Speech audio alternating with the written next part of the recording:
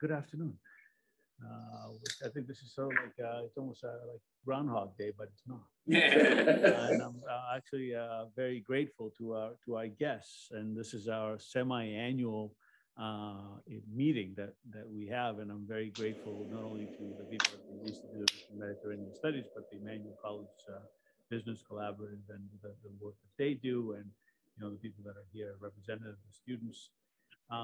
And we are back, sort of like looking at this whole notion of like, where we are with the real economy, with 4 people that are dealing with the real economy every day from the different perspectives. And also, hosted by somebody who's been in the business world and self-started himself, George Danish, who I'm very grateful for his friendship, sponsorship, and all the the motivation that he gives all of us to move forward. And we started this out about a year ago when we were looking at the sort of like the crossroads of energy and food and inflation, and how that was really hitting the real economy, if you wish. And we had a meeting, with these 4 young men who are on the panel this evening, because they come from the financial world, they come from the food industry, they come from the world of also delivering food and energy in different ways, especially in the case of my capital, which delivers energy in coffee. Which is sort of like, the energy for modernization and modernity, I would say. And so we picked up the conversation last year at this time in dealing with this. And then we came back in the fall. And in the fall, we looked at, where we're going as far as the inflation and food and energy were concerned. And we took the temperature and we sort of like looked ahead 6 months and said, maybe this inflationary pressure is temporary or not temporary. And here we are. And we made a date back in November to meet again on tax day, which is today, April 18th, and to see where we are. And today, with the help of Mr. Dennis, we raised a question on our panel, this consumer versus citizen idea.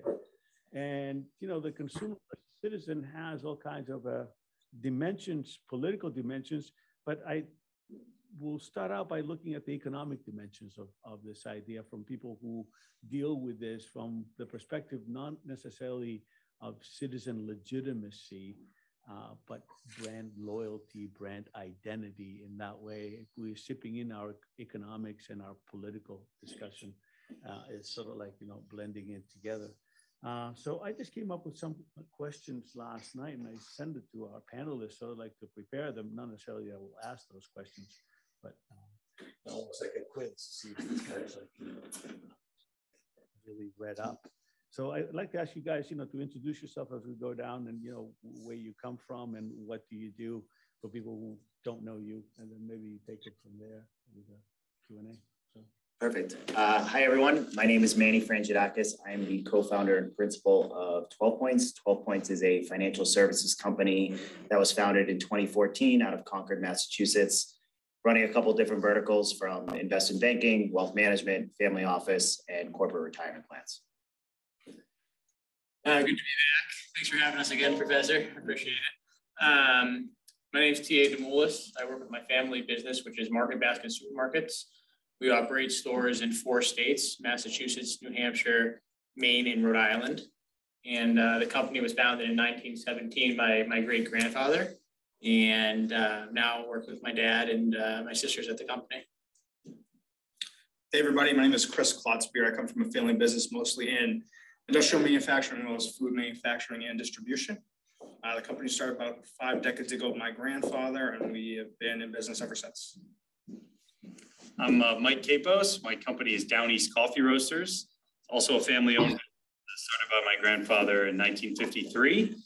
He was a door-to-door salesman of many different products, but really fell in love with coffee and how it brought people together. Fast forward now, we cover all of New England, selling food service establishments, grocery stores, hospitals, universities, and direct to consumer. So we'll start with you, Mike. You know, where are we a year after, a year later?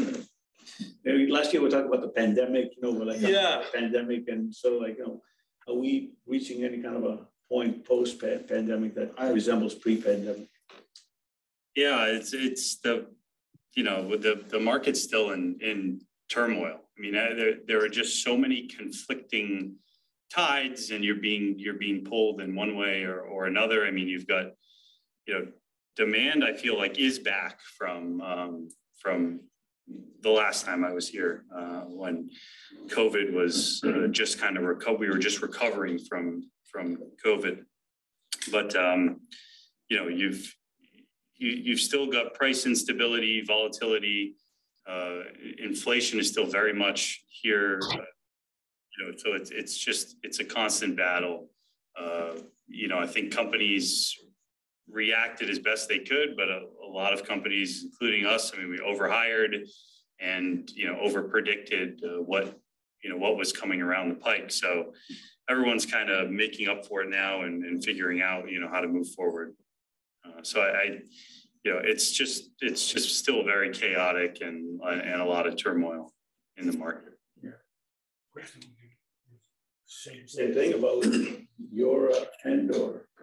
What I still think there's a lot of unknowns. I think for us, the biggest issue is the labor force, especially people who want to work remotely. You can't manufacture remotely anyway you want to spin it. So I think there's a lot of things that are still kind of working their way through the system, whether it's this fully remote aspect where I think a lot of the workforce is going to sort of lean into it and move towards, or a mixture of hybrid and full-time. But I think there's a lot of things that are yet to be seen, just because I still think there's a lot of things like inflation and supply chain issues that are still lingering and are going to continue to linger for at least the next several months. Yeah, I mean, the supply issue, you know, it's a real thing. So we had gone like to dinner, and somebody told us that there's no broccolini in Massachusetts or something like that. So, you know, so it's like all of a sudden we went into the supermarket for eggs and there aren't any eggs, you know, so like those kinds of things. I mean, what does that look like, you know, market basket? I mean, you guys like running our broccolini?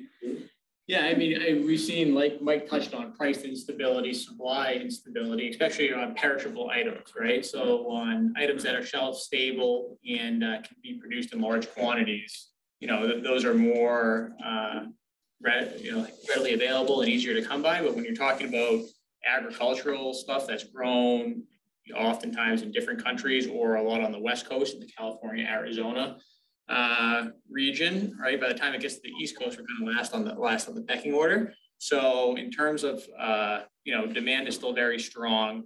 You know, it's the inverse relationship of food away from home, right? So, you know, food away from home in restaurants and bars, and different eateries, right? The demand has kind of softened because the price is so high to eat out, right? So inversely, more people are consuming their food at home, they go to the supermarket, right? So demand is still very high in the supermarket industry, and there's only so much food that can go around, right? So oftentimes you're left short on certain items, mostly perishable items, and a lot of times those growers or those farmers or those suppliers are going to sell to the vendor that will pay the highest price, right? So if we don't feel comfortable about selling broccolini at a high price point, we might pass altogether and say, we'd rather be out of the item than sell it for $7 when the fair price is really $3, right? So there's those decisions being made by retailers all day long, every day. But you know, when there's limited supply and a lot of demand in this situation, like you're talking about on agriculture, right? There's a lot of leverage and power from the farmer, from the co-op, or from whoever the vendor is selling to the retailer. So Manny, I mean, like the market seems to be up and down, right? You're the finance guy on this panel. So what does that look like from your end, like 6 months since our last meeting? So I think the last time we spoke, I said that inflation wouldn't be talked about as much today as it was 6 months ago. And it's slowly, like if you look at a Google search term, it has actually dropped substantially, but you're still looking at an environment where you're printing, you know, anywhere between 4.5% to 5% in terms of inflation on any given day. So there's actually a tracker, which is like inflation now, I forget the exact URL, You can go on any given day and see where the price of inflation or where inflation is getting priced in at any given day. And last year was about 4.3. So things are cooling off, but that doesn't mean that we reverse course and go back to, call it 2020. Well, things are cooling off, but it's still like in the supermarket shelf, you feel it, like, the gas pump, you feel it. So like, there's like sort of like, yes, it's a measure of inflation, but also like everyday prices. Yeah, and there's certain things that have come back, like airline traffic. Yeah, that's actually surpassed 2019 levels. Yeah. Hotel prices, same thing. So yeah, you're feeling it in all different sorts or parts of the economy. Yeah, it's almost like an elastic demand, almost like, like it just seems like. Of course, because you just have to stretch it far enough where at some point the consumer says, "I'm not going to pay that price," and up until this point, they have yet to negate that. They've been willing to absorb that cost. And that's the tricky part of inflation, is that it's actually a significant psychological factor, that if the consumer is expecting to pay higher prices, they will pay higher prices. Yeah. When you said the URL, when you were saying that, you just mentioned that psychology piece, right? So like if there's a URL there that you check inflation every second. I know, like for my students, the fact that they have easy learn, they can check their grade all the time, it creates anxiety. Yeah, that's right. So you're trying to lessen the anxiety. So like, I want to check that out. So it doesn't prove you how to know all that information. Double-edged sword. Yeah. Do we see, obviously, supply demand has been created through governmental policies, at least the demand from that side of it. Do we see any relief, any policies that has been improving or will improve the demand side? And the supply side, it also becomes a much more, the pandemic helped a lot.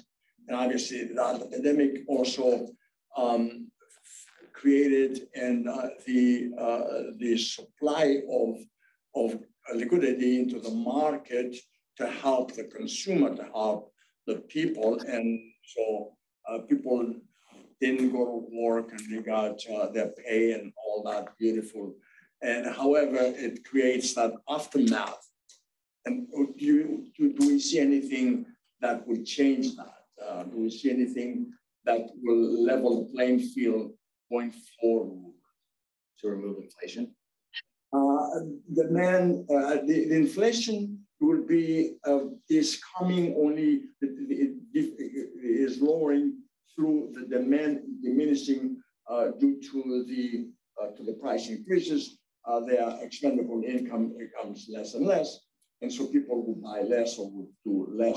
I think what Mandy said is people have been willing to pay the price. I mean, people are still flying and staying at hotels that were $300 a night, and now they're 1,000. So at some point, people are gonna run out of money and not be able to pay those prices. But I don't think it has happened. So what's happening right now is the Fed is trying to taper down demand. They want the exact opposite. They want demand to go to zero, essentially. That's how they get control of prices again, because they have a dual mandate, right? Maximum employment and price stability. So at inflation at 4, right? And it's actually kind of funny, George, because you really can't have both sides of your cake. even as a layman as I am, if you don't have at least 5% in labor, unemployment labor, your price will increase no matter how much you don't want. And that's what they're trying to do right now, is essentially. And is a counterproductive to the economy. Of course, because less than 5% you're willing to kill the economy or at least lower growth to take care of price stability.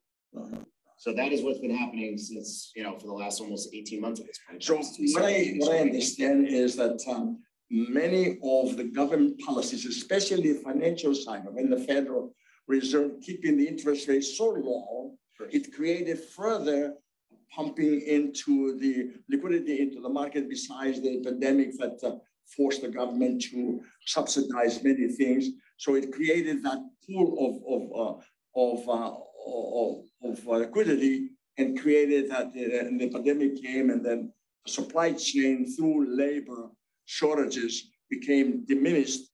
And so you have this whole problem that we see. And even though they buy now, what is going to happen? Because as soon as they stop it's going to dry up. What's going to happen to the institutions or to the business, especially the vacation and the entertainment and restaurants, people like that? What will that do? How is that going to be leveled and sustain itself? I think TA is saying something like you might just go back to the supermarket. Yeah, like well, I was going to bring up like on a more micro level, what is in our industry, like there are a lot of governmental assistance from food stamps, right? Government benefits, food benefits, electronic benefits. So there has been extra money basically given to households that qualify for food stamps over the past couple of years. And that those food stamps were set to expire on March 3rd, right? So on March 3rd of this past year, that extra check that a lot of these qualified households had been getting was cut off. Now, that did not happen in Massachusetts because they reinstated it, but in New Hampshire, you know, they pulled it away. And what we saw, the immediate effect is basically same store sales in New Hampshire decreased, right?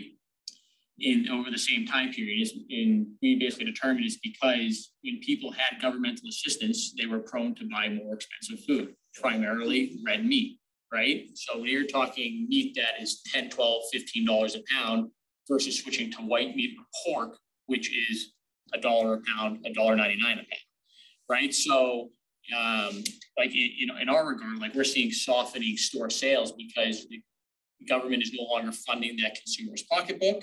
They're using their own money or less of the government money, and they're basically trading down, right, to save their own money that they're spending. So it goes back to my point that the government's policies are trying to help and trying to level the playing field and assist the people that they need assistance.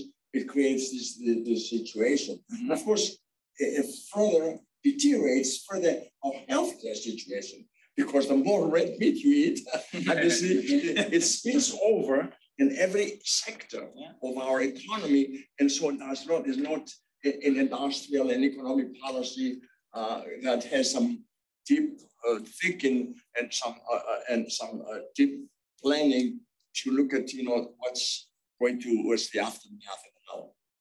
Yeah, there's no sense. There's been a loss of control, I think, in several factors. I think Manny can speak to it better. But like you just take that one scenario that's in the food industry, right? There's loss of control on it, right? There was increased liquidity for qualified food stamp citizens, right? For a long time, for years and years and years and years, and some of that is still going on today. Now, you see the reset in New Hampshire when they pulled away some of those benefits. What happened, right? The consumer switches to their own money, and they're spending it and not spending as much. So where are we going, obviously, but that's always has been my question, root causes and how we're going to improve and how we're going to correct some of these issues and some of the pressures from different segments of our governments as well as our society. But how do we they employ, right? Like it seemed like the numbers to begin with on a year and a half ago, there was 4 million Americans who left work. And then you hear about this sort of like, issue as far as like employment is concerned. Yes, you have a low employment, people are being laid off all the time.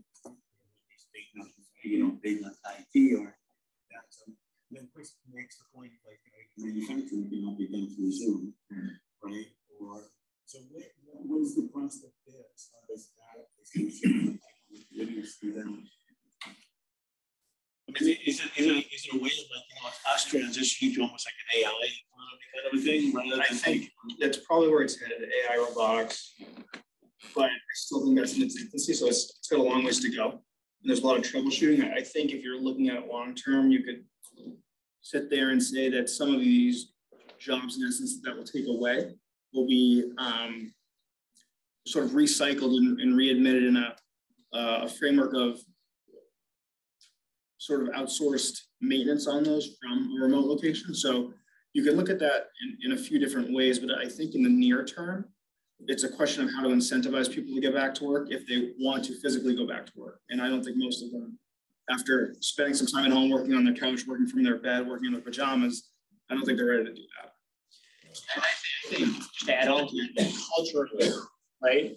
Like how do you build a culture or a desired culture or a desired workforce when it's fractured, right? It's either people don't want to be there or they want something else while they're working there, or they're always trying to seek something new, and you don't have the stability in the mindset to say, hey, I'm going to be here as an employee for 5 years, for 10 years. I want to benefit myself and I want to benefit this company and I want to leave this company in a better place than when I started here.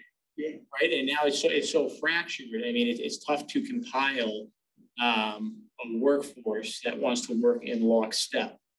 Right. Yeah, well, I think that's one thing. You know, so like you can go back to this previous where we always talked with the car man, you know, he was what was the name of the movie? The El Dorado, or the whatever he was like, you know, that movie that he was like, you know, proud of the manufacturer. Right? You describe it like proud of the manufacturer. You could see themselves in the automobile that they were producing in the assembly. That's one thing. The other thing is, which is the other big question for myself is like when you go buy some ice cream and scoopers of ice cream are making $22, $24 an hour. And you're saying, wait a minute, there's something wrong with this equation because I can't necessarily, as a professional, go out and afford to buy ice cream from a place that scoops ice cream for $22 an hour. So it's like this, you know, it doesn't make any sense to me as far as what the pay is to the inability of people to come out to work, and then who can afford to buy the ice cream to begin with, right? It's like there's something that's not necessarily going hand in hand. So, you know, what do you guys see from on the ground? I mean, I see the younger generation focusing a lot more on work-life balance, and that's like a non-negotiable. You know, we try to offer that as much as possible. I mean, we're a manufacturer as well, so as Chris said, you know, you can't at least our facility, you can't remotely roast coffee beans and package them. Although that would be nice, but you know, the days of you know, someone just wanting to work long hours and have their kind of job be their whole identity, I think are gone. And not that we want that, but just you have to realize that folks want to be able to duck out early and go golf or work from home one day. And so the new job descriptions and the new way you structure your roles at your companies just have to afford that and have to be flexible for the employees.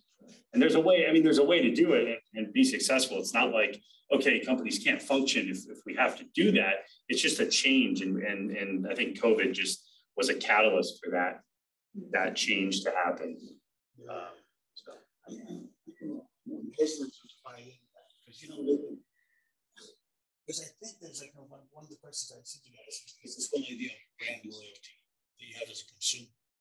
But as a citizen, you have like this idea of sort of like trust and belief and something like I'm looking at DA here, I'm looking at you guys and saying my grandfather, my father, you're starting something out, you're a product of a family business yourself, Manny, right? And there's this loyalty that goes with it. Like, the people, I think last time TA said that there were people that were like, bagging groceries and they're still like in the company, they still care, they're still like, and you have that. So there was something that was lost along the way, right? Where people said, you know what? I don't care because I'm a disposable part of this economy. And if you treat me like a disposable part of the economy, I'm going to ask as a disposable part of the economy. Where if the manufacturer, your employer made you feel like you're a big part of that, it changes. There's so many forces intriguing the whole process of the culture that whether it is that feeling of disposable or we have allowed the big manufacturers to leave the country, dismiss thousands of people and go elsewhere in low-cost countries and bring products back here at a price that we cannot even afford to make, never mind make any profit on. And so that is the beginning of what is seen that we can, the 90% of the products that you see in the market, now even the food, most of them are produced in Mexico or in South American places like that. And so when the consumer, we, the citizens, the consumer, buy products or want to look at the cheapest or the lowest priced products that made elsewhere. And so there's such a contradiction, including we're talking about human rights. And we know the products are made overseas where the humans are really sort of abused and have very low wages and so forth. So there is a situation that I don't think that the loyalty, brand loyalty on a company is going to help that only. You need more than that. You need some intervention, including our trade agreements that to level the playing field. You can't allow people to bring here in this country products that they are 1/10 or 10% or even 25% of what the American product costs, because you go out of business. And we've seen it ourselves. I've seen it for the last so many years that, you know, our ability to produce goes down because people bring it from overseas. Okay? So you guys, before I turn over, I mean, I like to hear from you guys. In terms of brand loyalty, I think that's a leadership decision, right? That relies on leadership to make that determination. In our opinion, if you don't have brand loyalty, your business becomes commoditized. And if you become commoditized, then you are being switched out or switched in every time there's a price change. Yeah. I mean, what about from the employment perspective, though? Right, from the employment perspective, I mean, how difficult is it to keep employees? So, you know, yeah, I mean, it is very difficult. I mean, they have a lot of options on where to work. Because you guys are known for like this loyalty as far as your employees are. That's why I'm coming to you. Like, you guys are like in the CCO. Right. Yeah. No. And we are very lucky and blessed to have a loyal and dedicated workforce. But you have to remember, about 75 to 80% of our supermarket associates are part-time workers. Exactly. Right. So they might work 4 hours a week as a cashier. They might work 20. They might work 60. But in that same capacity, they can shop around their job very easily, right? So they could go make $18 here, $19 here, $22 here. And we see that a lot in the holiday season when there's a lot of seasonal help being hired at Target or at Walmart or at different retailers because they need assistance for the influx of the holiday sales. Someone's making, you know, $16 an hour here, but they're leaving for the next 4 months to go make 18 over here, right? But I mean, So how do you compete with that? Yeah, is it purely wage or? Well, I think you have to really sell the total package, but they also have to believe in the company, right? So I think it's atmosphere, it's environment, it's short-term vision, it's long-term vision, it's bonus pay packages, right? It's the quality of the work that they're doing, it's the interaction with the people. We try to make it as enticing as possible. So I don't think it's purely capital driven, but people that are short-term focused see it as capital decision, right? Yeah. So yeah, for us, I mean, it's funny. Most of our most loyal employees are other people that are passionate about coffee. It's kind of the glue that holds everything together in our company. Even and that could either be a delivery driver, doesn't necessarily have to be, you know, one of our trainers or QC or roaster, coffee roasters. So it's interesting. I mean, you could be, I guess, a delivery driver anywhere, but if you're really into coffee and you want to come back from your route and jump in the cupping room and try some stuff and get your free, you know, pound every week and be part of a company in that space, you know, that to us is, I mean, we seek people out that are really into coffee and that. But more and more, as TA pointed, the culture is changing. And so more and more, that is not going to be the case because people are not looking at the loyalty of the workforce any longer because they have so many options, including the unemployment. In Massachusetts, you don't have to be laid off. You can just quit and collect unemployment. And prior to this was, so that goes back to the leadership point. I think a lot of this situation has been really caused by the leadership inability to put in order to the system. I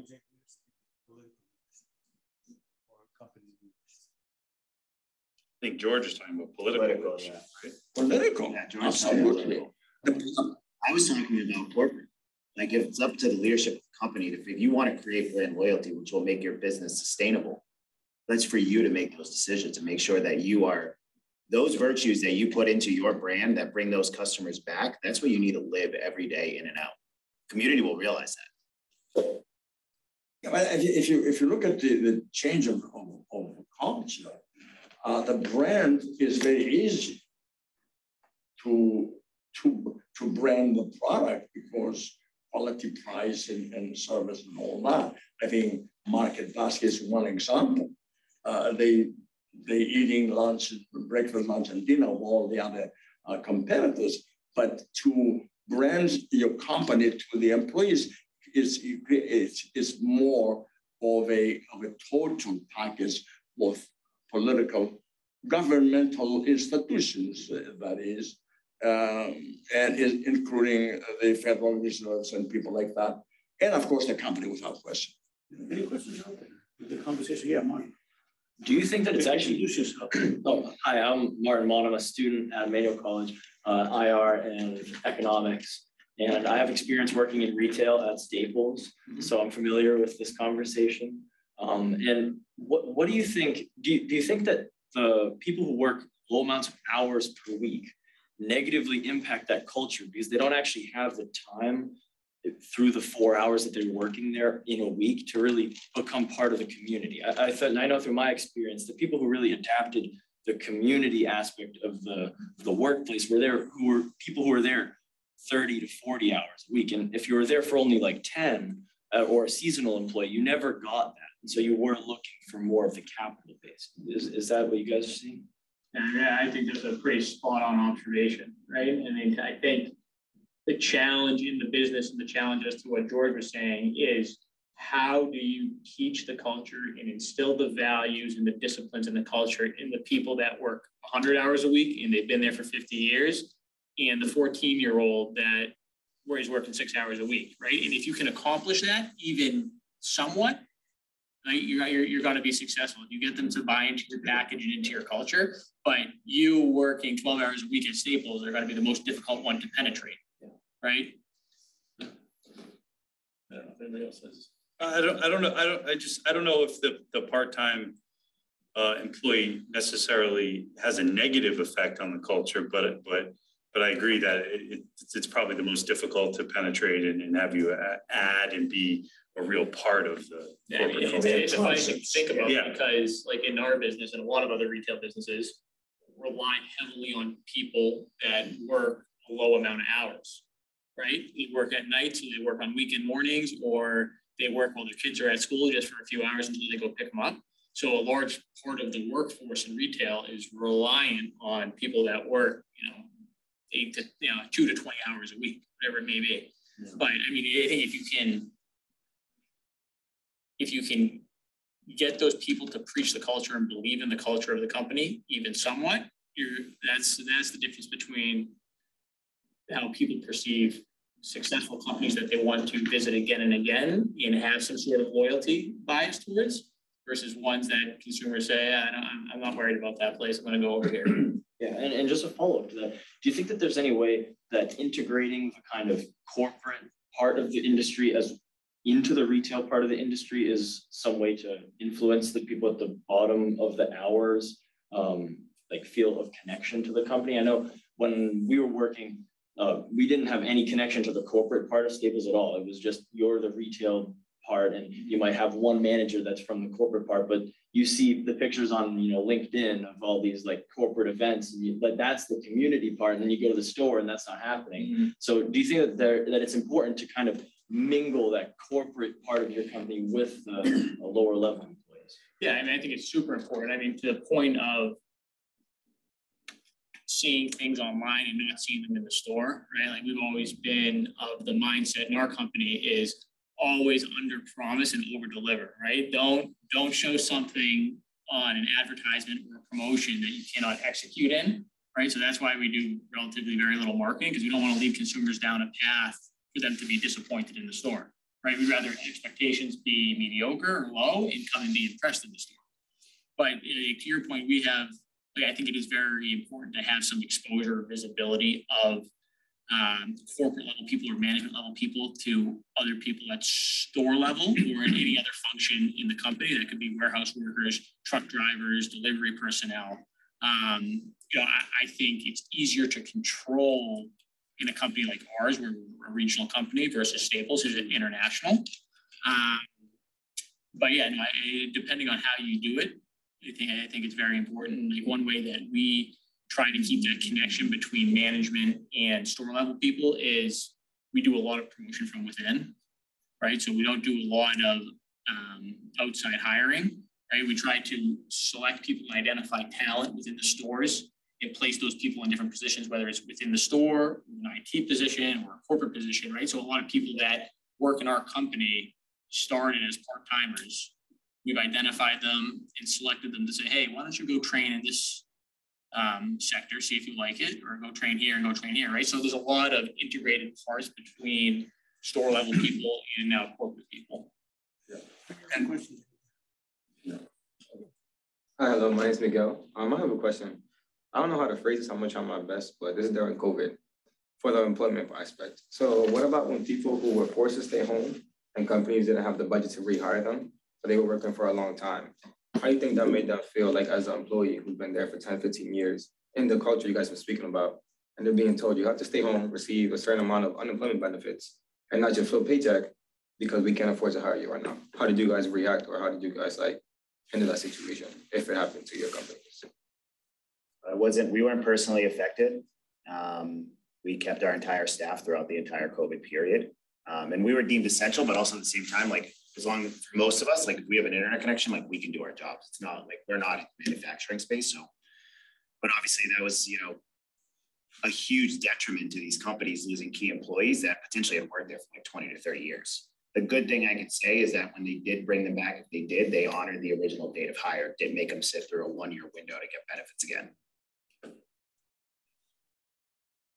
I think that the remaining 3 of us were all deemed essential, so we didn't really have to deal with that. But it's certainly tough if you have to lay someone off who's been there 15, 20 years and worked hard for you. It certainly doesn't make you feel good if you have to do it. And there were, unfortunately, companies out there that had to. But from an experience standpoint, I can't really answer that question for you, but I can't imagine what it would have been like for all those people who had to do that. Are we creating a 2-tier kind of an economy at least? What's up? I mean, like, we saw that sort of like the virtuals and the people who are actually, doing the work or, who have to go out and earn a paycheck. So we, even in our conversation, we seem to have like, multiple society. Yes, we do. And to go back to the corporate involvement, it's so important. However, it only can be done in a small ownership companies that you're there, whether you have 10 stores or 100 stores or 5 manufacturing companies, you're there more. But multinational corporate companies, publicly traded, the management, the corporate are totally nowhere to be found. They have a policy, and you don't deviate, whether you're at Home Depot or any other chain restaurants and things like that. You're really a number with no one to talk to except the manager that he or she is there for 3 months or 6 months or so period. So that is the problem that you're going to have, and that is dictated by the Wall Street. How are you going to get the prices up and down, labor cost, and all that? So we have a dilemma, layers of issues that we need to really, and that can only be somewhat regulated, if I may, by our governmental institutions. Okay, look at the healthcare. You all know about the healthcare. Prior to this 15, 20 years, used to be non-profit organizations for the hospitals. Now they are profit or they are private, and they really, our healthcare, it goes continuously up. It's out of control. So we have some issues that we need to start addressing. And social goods and market goods. There's a question right there. And then Kelly, I see you, but my name is Baker. I had a question for Market Basket. So like I'm from New Hampshire and we shop at Market Basket all the time. But there are a lot of competitors like Hannaford's or Shaw's. And I was wondering, like, due to inflation and throughout COVID, how did you guys like maintain your prices so low when other stores prices were higher? And you guys always tend to have your prices much lower than all other grocery stores. Yeah, good question. Thanks for being a shopper. and being a planting audience. That's right.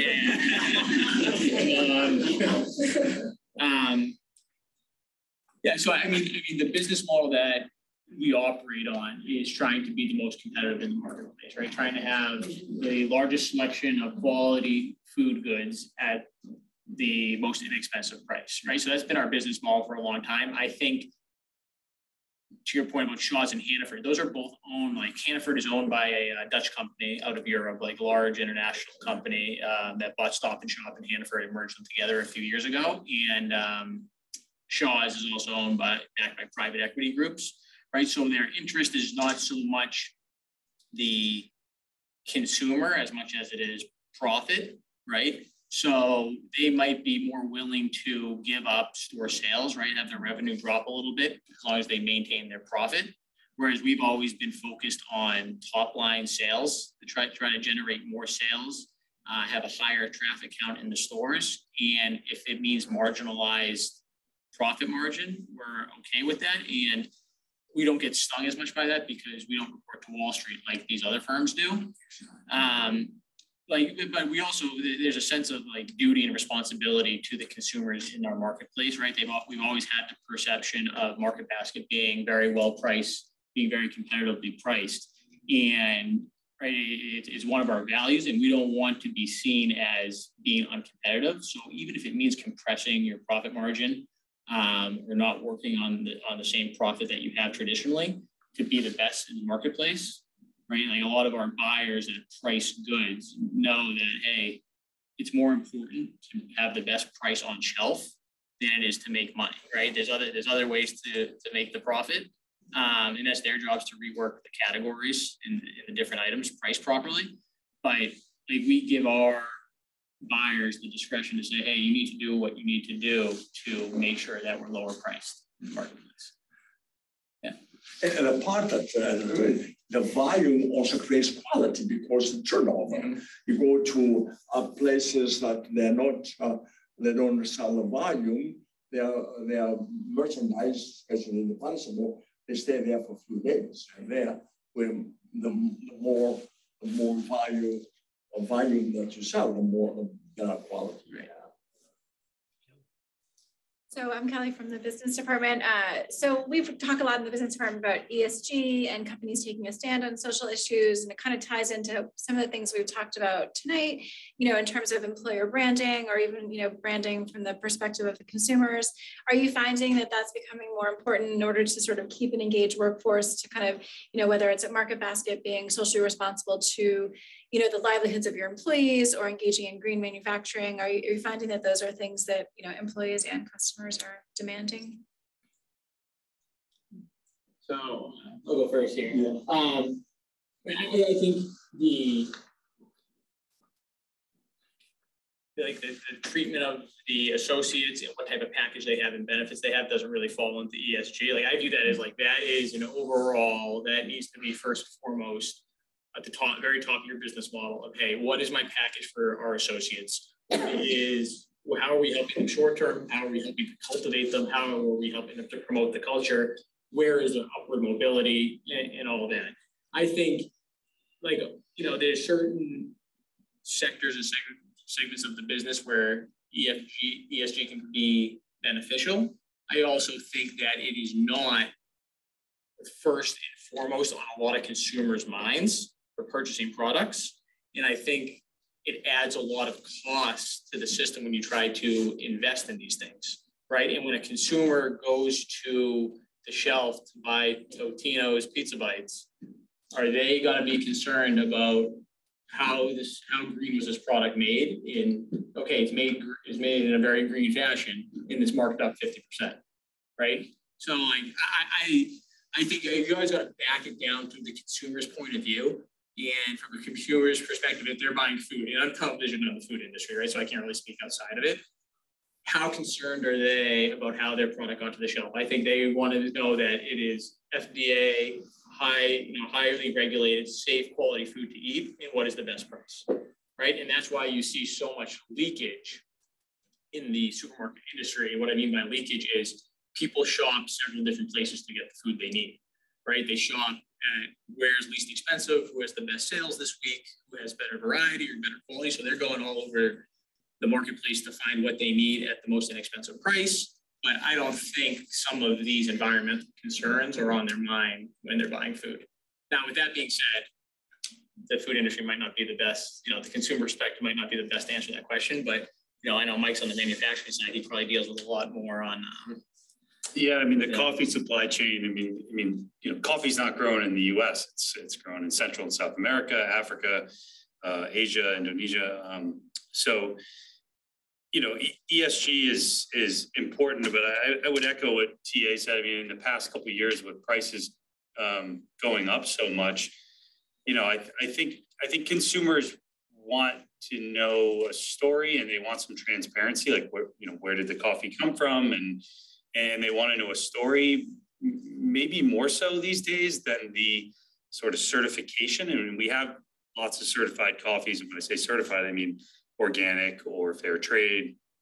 The amount those certifications mark up the price has become astronomical, and still popular, and people still buy them. And I feel that we have a duty to offer those products, but we're seeing more and more, even on our highest end coffees, that people want to know more of the story rather than just looking for the certification.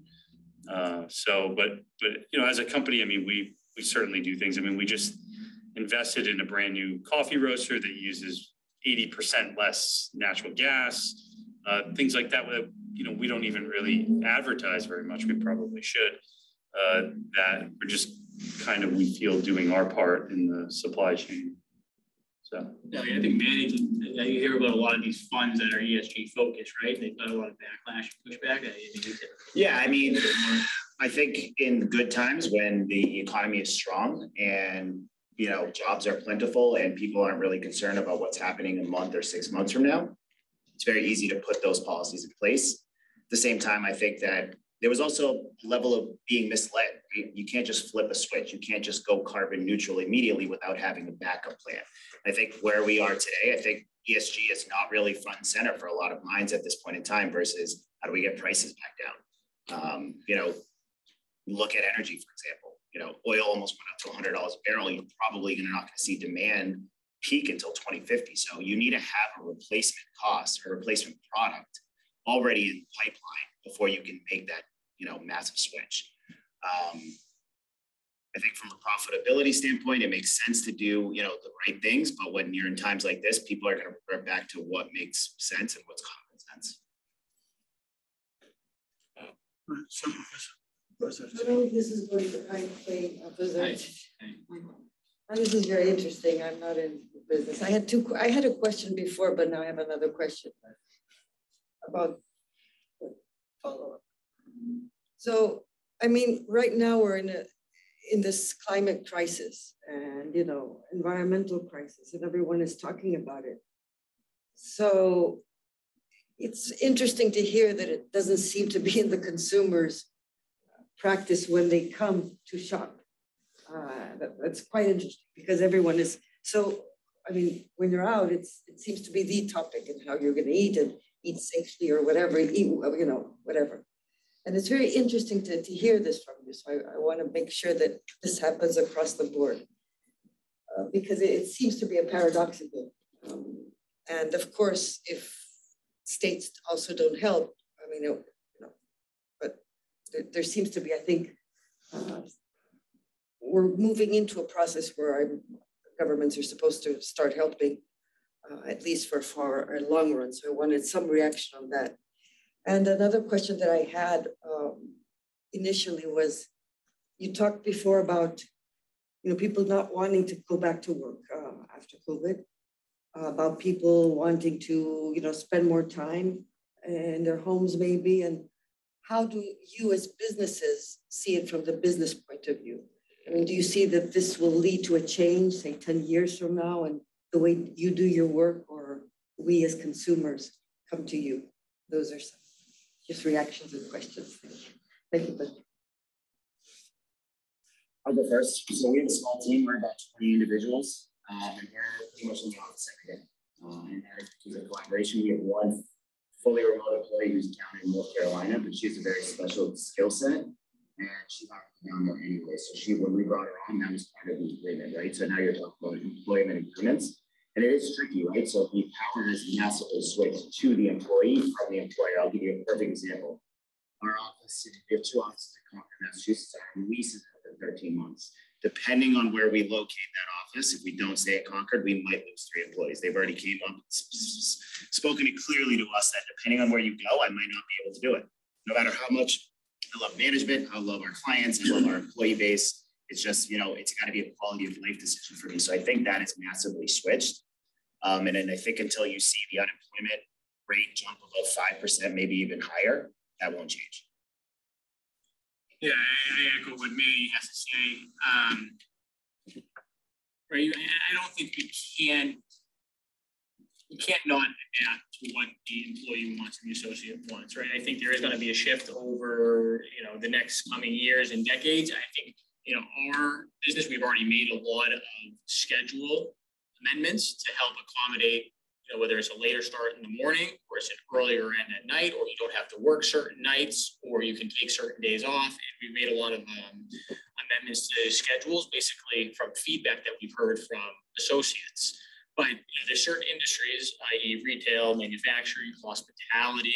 Think about hospitality in restaurants. I mean, it's hotels, it's 24/7, right? There's a certain demand they need to put on the associate to be there to service the consumer and to give the consumer or the customer what they're paying for, right? So I think some of it's unavoidable, but there's no question you have to evolve your schedule and your program around what the associates want.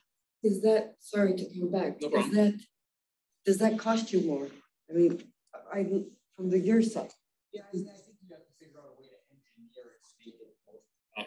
Right, like, I mean, in utopia, you would say everybody works 50 hours a week, 7 days a week, boom, right? But in no industry, in no country around the world is that realistic goal. So I think you have to plan your strategy, see what you're currently doing, where you want to be, how to make it most appetizing for your associate employee base, and maximize efficiency on the business. Now, that's a lot easier said than done, but it takes a lot of thought.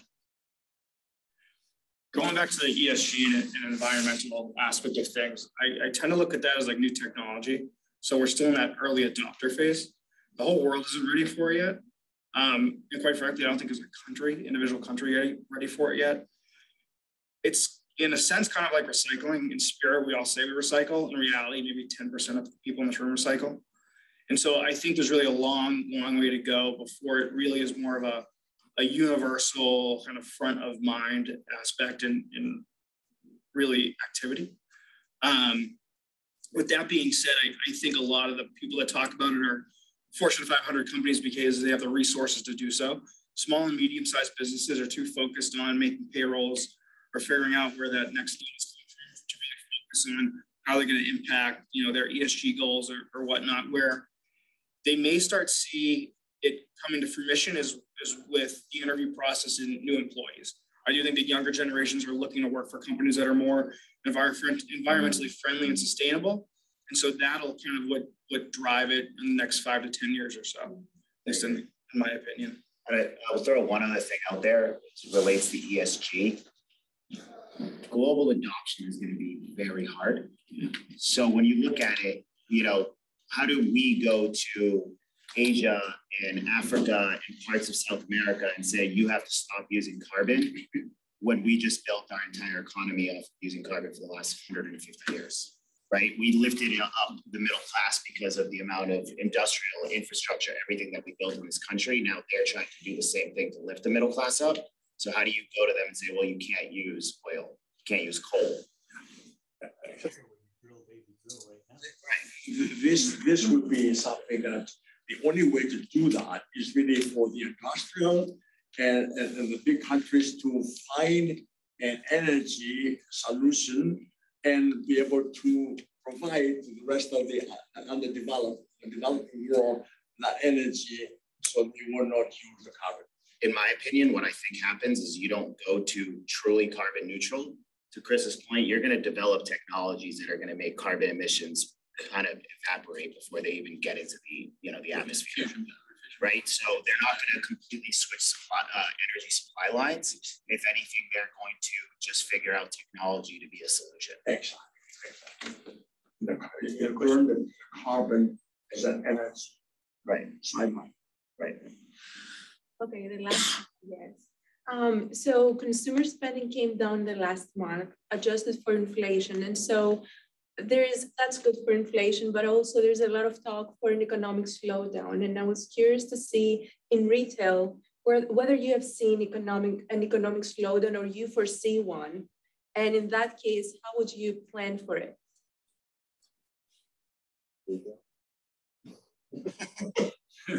It's a great question, right? So like from the food industry, right, we've seen supermarket prices being about 10.5% year over year, right? We've seen that soften with meat, eggs, and poultry coming down the past couple months. Our average price point is up about 7.25% if you blend the total store together. So I mean, we use like a lot of Nielsen data and a lot of IRI data to make sure we benchmark against our competition, right? So we're following our competition's prices all day, every day, right? And it's all algorithmic, it's all on the computer. So like we know if our competition is, okay, their average price point is up 9% and we're only 7.25, we're beating their benchmark. So like we try to hedge ourselves and prepare. So, okay, if there is an economic slowdown, we hope we're better positioned because we're more competitively priced on different items, right? I mean, it's a business model that we run every day. We try to be more competitive or as competitive as the market leaders all the time. But like to your point, we have seen, like we measure market share. It's like the most important number that we measure, right? And basically what market share is if you take all the total grocery stores in our area and you take $1, right, or $100, for every $100 spent on food in the grocery store, how many dollars is market basket captured, right? So we used to be at about 30, right? We used to capture for every dollar spent on food in our marketplace that we operate in, we capture $30 of the $100 spent.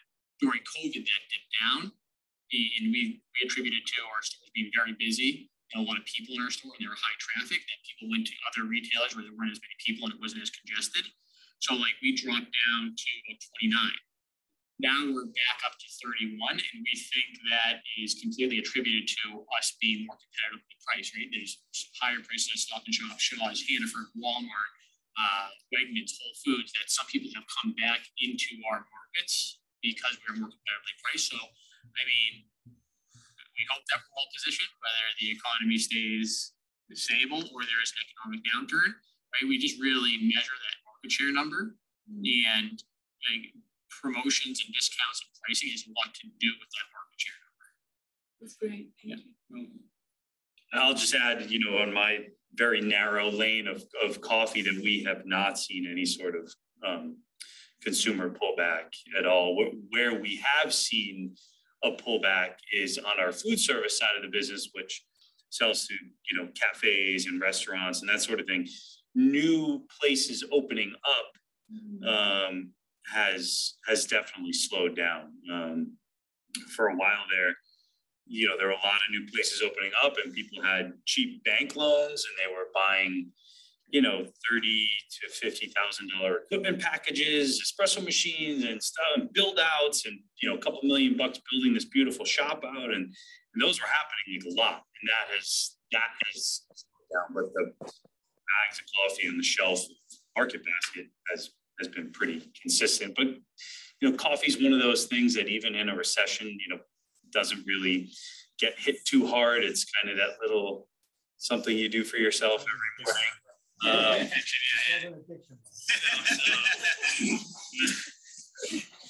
won't go down that road, but so we haven't seen a pullback at all in coffee. Professor, one thing I will say, Professor was sending us some questions about consumer versus citizen, right? I thought about it a little bit, and I was thinking about consumer versus corporation.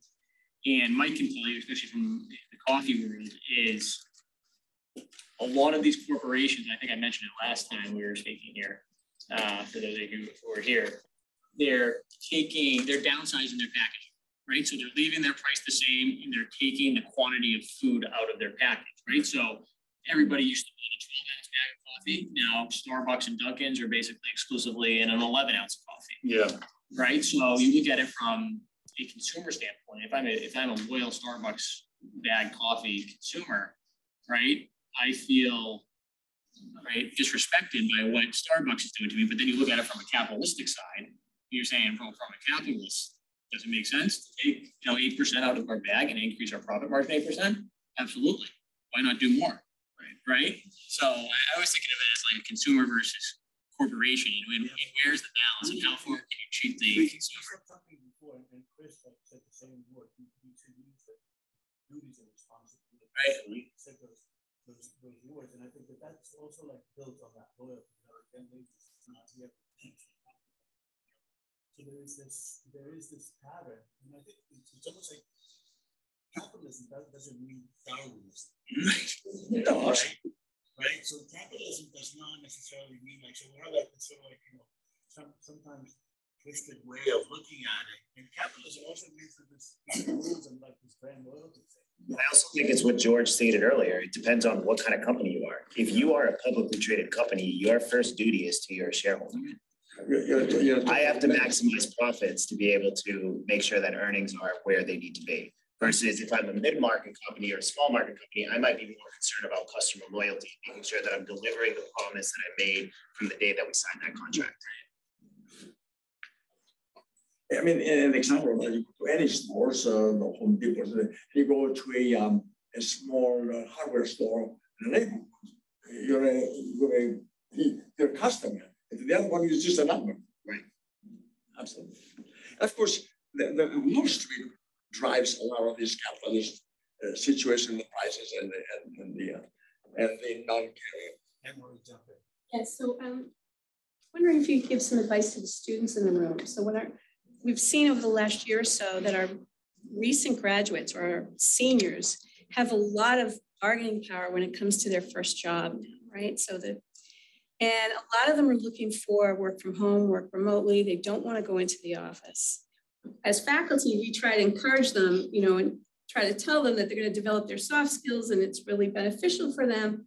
And I'm just curious as to, but they're like, why bother? I'm on my couch in Alston. I go to Cambridge 2 days a week, and that's what they want. That's the work-life balance the 22-year-old wants. So I'm just curious what your advice would be to those students, and what would you say to that? Can I ask you a question back? Yeah. How are they going to develop those soft skills if all their team members are also working from home? That's what I mean. So that's why, yeah, right. So that's what we should say to them. 100%. Because I think that from a mentorship perspective, it's not happening. So I can tell you when I went to Morgan Stanley, I was in the office 6 days a week. And I had some incredible mentors that taught me this business. I also think it's your network. When you get into your career, your network becomes gold. You want to switch jobs, you should know someone that you worked with at a prior experience that went somewhere else, and potentially she or he is able to lift you up and bring you to that new company. Mm-hmm. So I think from a mentorship and a network perspective, you should be in the office as much as possible, especially if you're just coming out of school. I understand if the 55-year-old that's 5 years away from retirement wants to work from home because they've already built and done their career. But for the young, you can't guarantee they're in the office, right? So if they're not going to meet people in the offices, most of their team is in the office, they have to do it different ways. Maybe it's choosing a company that is more focused on that person. I mean, I think what you have to tell your students is, listen, your college degree, your undergrad degree, you're going to learn great fundamentals. You're going to have great basis for business. You're going to have good foundation. Your first few years out of college, you're using this much knowledge that you learned in college. Right. This much. Drinking out of a fire hose. Correct. You are learning everything on the job. You are learning from experience. You're learning from people shoveling you work. You're learning from sitting in meetings with lawyers or engineers or different people with all different backgrounds, different experience, different degrees, who have been in different fields for decades, and you're just picking up bits and pieces of that information. Yes, you're using your foundation of what you learned throughout your secondary school and university to patch it all together. But like so much of what you learn throughout your 20s is basically what you're learning. It's gotten very glamorized. So I think it's gotten very glamorized, like to work remotely, travel around. I'll be in Europe, I'll be here. I can just log in for a few hours, but you're definitely going to miss out on that, camaraderie and it's all skills. Learning from people that have been there, your seniors that have a lot of knowledge to. Okay, so we're going to stick with the advice we've been giving them. If you guys want to work from home, whatever company you're going to work for is going to have Zoom, Microsoft Teams, and that fun stuff. Make sure you spend a little bit of your week reaching out individually to people, ask for 10, 15 minutes of their time, introduce yourself, ask them nothing work related. Ask them where they're from, how many kids they have, brothers, sisters, what their hobbies are. Because you want to build that network, whether you're inside or outside of the office. And you can do that whether you're in the office or whether you're home. It's making those connections that are more important than whether you're sitting physically at a desk or on your couch. Right. The smart screen just became invented in 2007. Just became 16 years old. So we have students who just their entire existence has been the screen and the earphones. When it eliminates any kind of a peripheral vision that you have of the world around you and the ability to, Chris said, the soft skills, that doesn't exist at all. So in the classroom, the less interaction you have sometimes, the better it is. And some people here that you have brought them out of it. And there might be like one or two students that really say anything. Everybody else, even if you call on them, they become sort of like it's an attack. So I think, it's even your age group. I don't think you can really understand. Like, if you're more than welcome to come into a class. Anything, I think Monday, Wednesday, Friday. I'm a blue collar professional, So you can come in the classroom, and it's very, very difficult to get that out. And there is and I think Mike is right. There's always like an affront that people feel that if you say, do this. Everyone say, why are you judging me? Why are you attacking me? Are you picking on me right now? And then you're like on the other end of this. And I think, leading to the question that I wanted to ask you guys, and I sent you the question too, is like, how do you see it from your own perspective, where you guys are today? You would select a project 5-10 years down the road. Like, what effect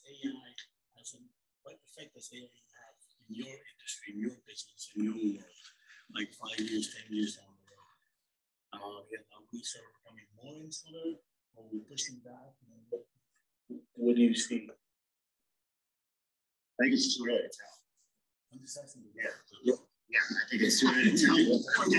10 years based on AI. I think that it's going to end up being a tool. I don't have the fear that jobs are going to get erased because of technology. I think that similar, coming out of the Industrial Revolution, people thought that the horse and buggy was gone and that jobs would go away. Just create new jobs. And I think we'll figure out how to use AI as a tool and resource to better humanity versus have it be a detrimental to society. I agree. I think especially in its early going, it's going to be more of a back of the house tool than it is front facing. Andy's right. It's going to reshuffle how jobs are created and what the available jobs are. What it's really going to do is give us, even at a quicker pace, the ability and access to all this information that we're already getting through so many different sources right now. It's going to multiply that in ways that we really can't even conceive at the moment. Yeah, I mean, back to the job thing with hybrid or remote work. I mean, I think it's the same thing with AI. I don't want, it's very easy to say, oh, it's going to eliminate all these jobs, or if you have a hybrid job or remote job, it's the end of the workforce. These doomsday sort of scenarios that I'm sure my grandfather would have said the same thing. I mean, I don't think that's the case. I think these things will end up evolving, and AI will be a support tool. And yes, it probably will replace some jobs, and new jobs will get created. But I'm not a doomsday sort of person. So I think there's a place for remote work. I think there's a place for hybrid roles.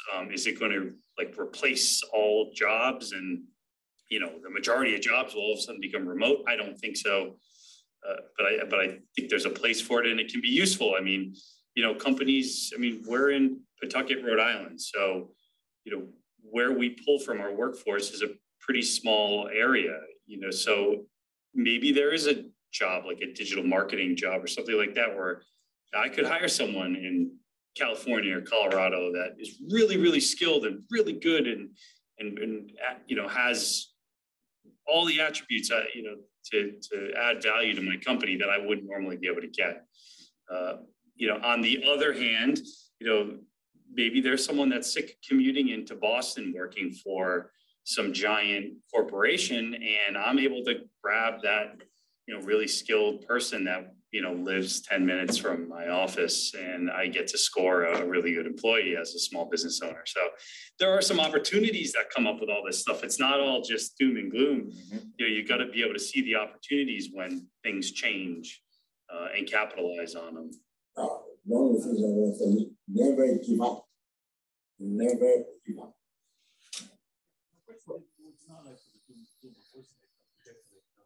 No, but there's a lot of talk about AI.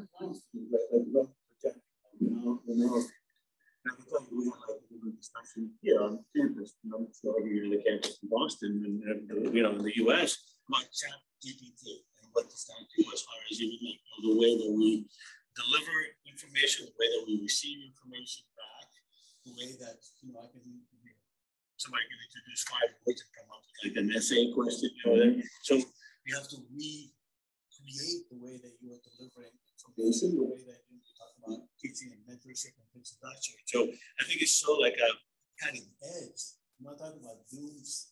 It's just like, what does your experience look like? What does the financial world look like, with AI? What does manufacturing look like? The fact that we were able now to do things that we couldn't do before. It's more efficient. I think, you can't project 10 years out, but with that type of technology, it's just going to make information flow that much faster. You're not going to have to do calculations or anything like that. It's just going to be spit out. But the point though is that here we're talking about the layers of society, and one of the basic problems right now is that we identify as like if you come out of college right now in the U.S. like X amount buying power, then if you don't come out of college. With the introduction of AI, you just go you've made leaps and bounds. Some people who are able to attach to it, and some others who are just completely behind. So you run the risk of a very fragmented structure, right? That's my own experience through the last 50-some years is that AI is the future. You cannot avoid it, but you have to really master it if you can. The only thing that I see, the 2 things that we're going to fail, or we may fail, is one, because all the AI has to be also robotic, and something that we are failing already in the engineering and the ability to build robots. And so to be able to support the supermarket, they'll have robots there, and you tell them, I'll go and find the things and bring it to your cart. And so forth and so on. The other part, which is very, very important to be looked at it from a leadership point as well as the educational system, that we're going to have divisiveness further, because the AI will be used by the 20s and 30s and 40s, probably in the 50s maybe. And so anybody in the longevity of life to the 70s. There'll be a gap there of probably 30% of the older people like me that won't be able to follow and be able to survive in that environment. So those are the things that needs to be looked at very carefully. But the engineering part, we already have failed in the engineering. This is something that I really can blame our institutions, but also the overall leadership in our government for not looking at that. In fact, if I was anywhere to make a decision, engineering classes would be practically free, rather than the same price that to become a doctor, an accountant, or a business major. So you can be, we need probably 1 million engineers in order to make American products that we politicians talking so much about make American products. Okay. Are students using ChatGPT or? Come on, they're not going to right now. What is that? How do you spell that? That's a question back there. Yes. My name is Chris. How do you think we should go about the debt ceiling situation, or like how we should like fix our debt? I mean, I know it's very long term now because we're so deep in it, but what would a long term plan be, especially from like an employer? Lean forward, he's ready to go. I don't think they have a plan. I think they're planning on printing them. Because I don't think you can reverse course at this point. Yeah. Because so what programs are you can cut without disturbing the entire populace base? Absolutely. Because that's, to George's point is, elected officials have really one thing in mind, and that's how do I keep the seat? So I'm not going to cut back on government programs because one of my constituents is no longer going to vote for me because I made a promise 10 years ago that I'm no longer keeping. It's a terrible answer, by the way. I wish we had one. The questions out there. I have one last question because I want this guy to come back. So I don't want to tire.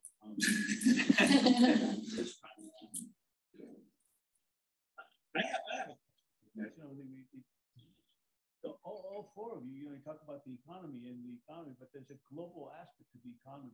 So how much of the geopolitical turmoil that we're seeing across the globe, you talk about, Mike, you talk about coffee's produced in the most unstable part of the world that there is, that belt where coffee is produced. It's sort of from Guatemala all the way over to Indonesia, kind of a thing, and then, from manufacturing, even from food or even from finance. So how much do you see what's going on with Ukraine and the geopolitical Ukraine affecting what you guys do? Yeah, for coffee, I mean, everything going on affects, essentially comes down to pricing and supply. Brazil is about 40% of the world coffee supply. So anyone in coffee is basically just first and foremost focusing on what happens in Brazil. So, with the recent election, was that last year, and the Brazilian real compared to the dollar, all of that stuff is very relevant in the coffee world. And then you had strikes at the port in Colombia, so Colombian coffee wasn't getting out for a while. So Colombian prices went through the roof. So all of these countries end up affecting coffee, but what ends up happening is roasters and importers end up shifting to other countries. So if Colombia shoots through the roof and there's instability there and it's crazy, you start looking, okay, maybe I'll in this particular coffee, or we'll start using more coffee from Guatemala, Costa Rica, what have you. So anything going on in any of these countries, has a big effect in coffee, and shipping is huge as well. I mean, that wasn't just coffee. I mean, it was everything. A container was a couple $1,000 to get a load of coffee here, and it went as high as, I don't know, 20,000 maybe at one point, and now it's come back down. But so all of that stuff affects coffee for sure. I'm sure it affects plastics and food certainly. Yeah, I mean, I think the war in Ukraine is just a snapshot of how important it is to keep stability, amongst the entire world, right? I mean, and the consumers are the ones that paid the price, right? Either on whatever little stuff that Ukraine and Russia produce or anywhere in the conflict zone, you know, that supply was disrupted for a period of time and probably is still feeling disruptions in certain areas. And that was just a limited amount of product. So, I mean, I think it's just a testament to how important it is to keep stability, how to avoid conflict, because there's a much greater impact if there is conflict amongst other countries. And the consumers are the one that hurts the most, whether it's price-wise or availability-wise. The Ukraine was interesting because they produce a lot of grain, right? So that's food. But what's also interesting is from a coffee perspective, the country stopped importing coffee because they couldn't. It was just one of those things. So supply of coffee worldwide actually went up a little bit because Ukraine stopped consuming it. So that actually caused prices to lower a little bit. But so there are these conflicting winds going on. Yeah, like this morning, Romania, Slovakia, Hungary, and Poland stopped like importing grain from Ukraine because their farmers are upset. I felt all the grain. I think Asia might be happening there, but the price of bread gets affected here. Right. It's a global market. Yeah, no, I think it really is a massive factor. I mean, what Ukraine ended up meaning to Europe over the last couple of months, a significant factor. Now that changes how the EU navigates future business. You know, you look at what's happening with China and Taiwan, you know, that could be a huge blip in the radar if something goes sideways there.